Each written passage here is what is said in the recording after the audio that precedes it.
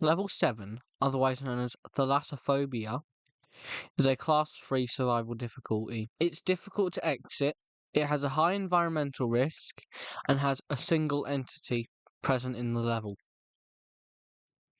Level 7 information.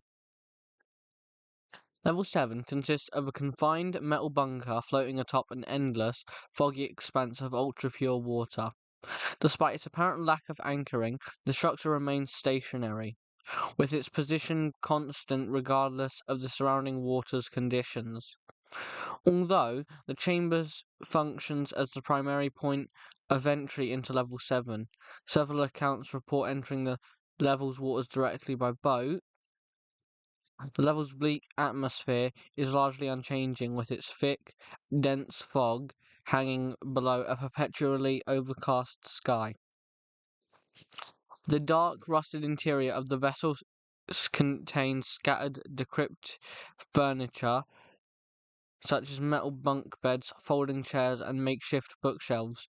Without adequate protection, the frigid, knee-deep water inundating the bunker may lead to hypothermia after an extended period of time, hastened by the level's constant near-freezing temperature of 4 degrees Celsius. A rickety staircase serves as an exit from the chamber, above which lay a metal hatch providing access to the surface of Level 7. The ocean of Level 7 appears largely motionless, exhibiting minimal wave activity. The seabed in the general vicinity of the bunker is relatively shallow, measuring only a few meters deep. However, venturing further out has revealed a sudden drop-off, with the seabed instantly descending into an unknown depth in sheer vertical drop. Explorations of the level's ocean proper have netted little information in the way of its topography, but have led to the discovery of its only known entity, dubbed the Thing on Level 7. Wave activity within the level is primarily limited to the disturbances generated by the movement of this being. The haze that permeates the air is composed of microscopic bone fragments and organic residue, byproducts of the entity's biological process. They consist of discarded calcium, keratin, and other undigested remains that are expelled into the air rather than settling into the water. Unlike conventional water vapor, it remains suspended indefinitely, dispersing only when physically disturbed. Given enough time in this level, its chalky residue will accumulate on the surfaces such as skin, which may result in respiratory irritation if breathed in directly. Level 7 anomalies. The PIP complex, also known as Pippin syndrome or Jonah's fate, is an anomaly proposed to cause spatial hallucinations frequently reported by Level 7 seafarers. Affected wanderers often report glimpses of distant, unreachable boats as the water subtly pulls them backwards despite the absence of currents. Microscopic analysis of the airborne dust has revealed no neuroactive compounds, only reduced particle size and unusually low density. Some researchers instead propose that the condition may be triggered by a prolonged exposure to the water itself. In certain regions, Level 7's water exhibits non-standard gravitational orientations. The gravitational axis may deviate from the typical downward pull, causing water to adhere laterally or invert. This results in massive surreal formations such as vertical waves or overhead oceanic plains, creating the illusion of a mirrored sea suspended above. Objects interact with the water to its local gravity field. A boat may float sideways rather than sink. For this reason, consumption of the water is dangerous outside of regions where gravity aligns with the body's internal orientation. Once ingested, the liquid adheres to the esophageal lining based on its own gravitational logic. In excessive amounts, it may flood the respiratory system, resulting in fatal asphyxiation, essentially drowning the victim from inside out. Beyond the physiological risks, the outer regions of Level 7 exhibit increasingly unstable spatial behavior at greater depths.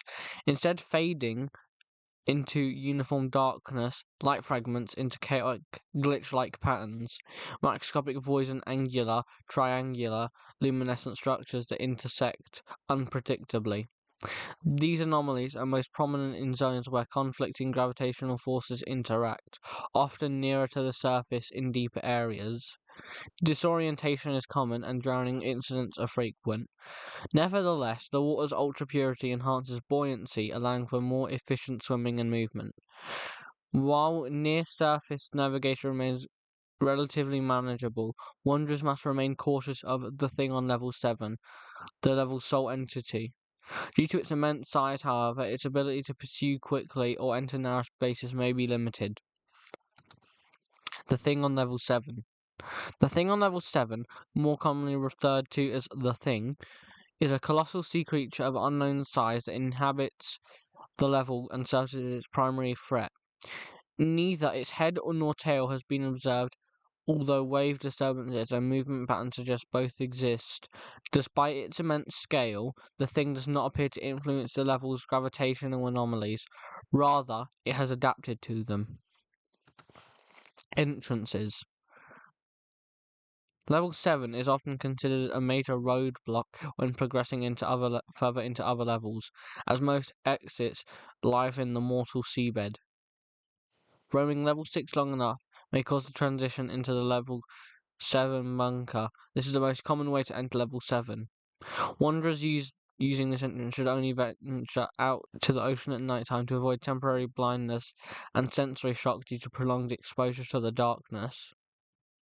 Entering a trapdoor in one of the marked rooms when crashing waves can be heard in level 5.1. Crawling through tunnels upwards in level 6.66. Swimming towards the bottom of pools of perfluorocarbon liquid more than 3 meters deep in level 8.5. Wandering through a flooded corridor for prolonged periods in level 17. Drinking level 45's neon water, experiencing its effects, and then surviving it will cause one to wake up in level 7. Diving into an unnaturally deep pool in level 81.5. 1. Getting to the top of level 88's tank brings one here. Entrances 2. I had to put another slide to fit all the entrances on. Consuming the water in level 117 sometimes, or laying in the grass next to the road.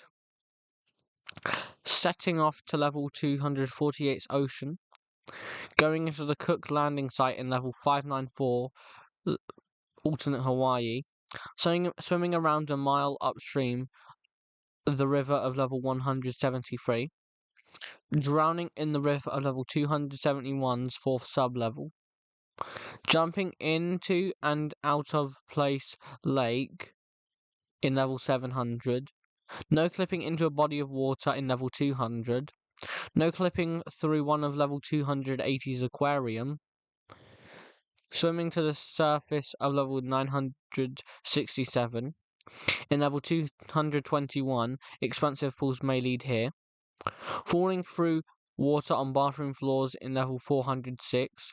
Entering a body of water with a device, presumably a battery-powered one, in level 998. Diving deep into level 246 may cause the level to fade into level 7. Strong currents in level 512's the Abyssal Lumina transport one here. No clipping through a body of water in the Limitless Mulch. Exits. In the outer regions, swimming kilometers deep into the depths may transport one into several levels, which are all listed here. Level 4 is gotten to via a floating door labelled No Exit. Level Tau through a floating rusty car. Level 7.1, when one feels the sensation that something has touched their foot without the presence of the thing. Level 7.5, through a fake seabed. Level 7.7, when a blinding light can be seen from above. Level 8, level 8.2, level 13, level 37, level 38 through an area with orange fog, level 38.1, level 41, level 49 through a floating full-scale replica of a hospital, level 87, level 128 through a floating pink coloured natural arch, level 147, level 351 when one passes out, level 512 through a faint blue light, and level 833 through a floating modernist house surrounded by kayaks. Thanks for watching. If you enjoyed, please like and subscribe, pretty please, maybe even comment. So, thank you for watching, and goodbye.